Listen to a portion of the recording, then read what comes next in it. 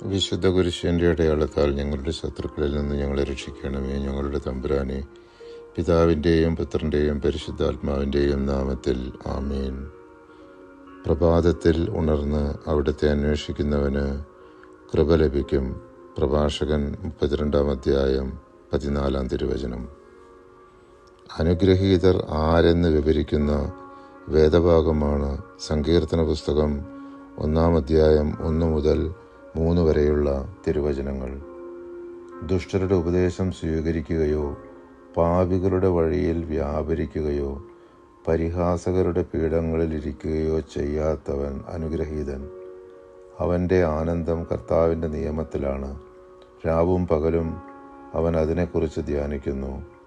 നീർച്ചാലിനരികെ നട്ടതും യഥാകാലം ഫലം തരുന്നതും ഇല കൊഴിയാത്തതുമായ വൃക്ഷം പോലെയാണ് അവൻ. അവൻ്റെ പ്രവൃത്തികൾ സഫലമാകുന്നു. ദൈവാനുഗ്രഹത്തിനായി നമുക്ക് പ്രാർത്ഥിക്കാം.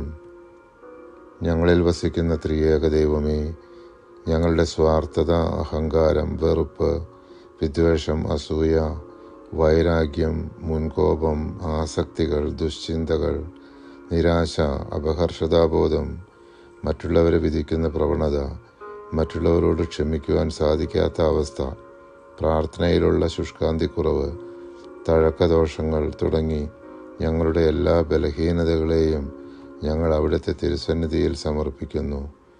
അവിടുത്തെ കൃപാസമുദ്രത്തിൽ ഞങ്ങളുടെ പാപങ്ങളുടെയും കടങ്ങളുടെയും കറ കഴുകി ഞങ്ങളെ വിശുദ്ധീകരിക്കണമേ. ഞങ്ങൾക്ക് നിർമ്മലമായ ഒരു ഹൃദയം നൽകി അവിടുത്തെ അനുഗ്രഹവർഷം ഞങ്ങളിലും ഞങ്ങളുടെ കുടുംബാംഗങ്ങളിലും ചൊരിയണമേ. ആമേൻ.